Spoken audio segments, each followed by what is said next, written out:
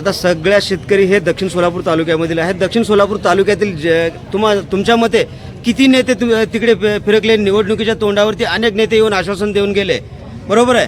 अनेक नेते आश्वासन दिले, पण ज्यावेळेस आमच्या हक्काचं पाणी म्हणजे तुमच्या हक्काचं पाणी तुम्हाला शिरवळ तलावाला भेटलं नाही, त्यावेळेस तुम्ही काय म्हणताय? आता एक तरी नेता तिकडे आला का? आमदार आले, खासदार आले, कोण आलं? खासदार आले तर रात्रीच्या अंधारात आले, असं देखील आता ओरड शेतकऱ्यामधून चालू आहे. नेमकं तुम्हाला म्हणायचं काय आहे?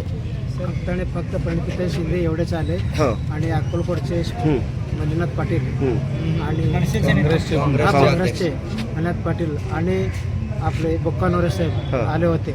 त्यांना सोडून इतर आपले रामदास सोकार त्यांनी पण आले होते. एवढंच आले, सगळेजण एवढंच सहकार्य केलेले आहे.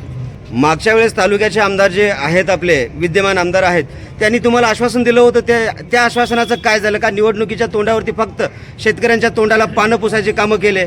गेल्या वेळेस फक्त निवडणूक असेल तर त्यासाठी आलं होतं त्याने, यावेळी निवडणूक नाही म्हणून आलं नाही त्याने. म्हणजे शेतकऱ्यांच्या जीवाची किंमत नाही असं याद्वारे आता शेतकरी म्हणताना दिसत आहेत. दादा, तुम्ही काय म्हणाले यावरती?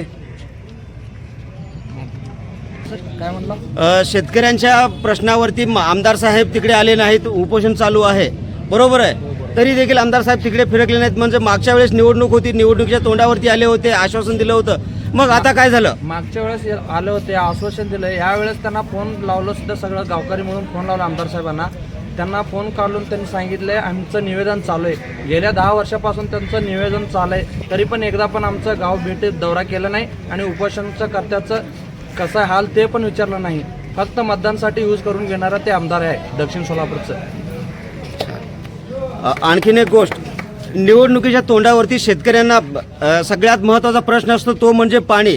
आणि या पाण्याचं भांडवल करून हे लोक निवडणूक जिंकतात आणि निवडणूकमध्ये निवडून येतात. आणि त्यानंतर शेतकऱ्यांची हाल अपेक्षा कशी आहे ते आज आपण पाहू शकता. शिरवळ गावामध्ये गौरीशंकर बिराजदार मागील 8 ते 10 दिवसापासून आमरण उपोषणाला बसलेला आहे, पण एक देखील नेता तिकडे फिरकताना दिसत नाही. खरोखरच आज आपल्याला भारत हा कृषीप्रधान देश आहे का, असा सगळ्यात मोठा प्रश्न भेडसावताना दिसत आहे. ब्युरो चीफ निजामशाह शेख सोबत बंदगी, NGTV मराठी न्यूज, सोलापूर.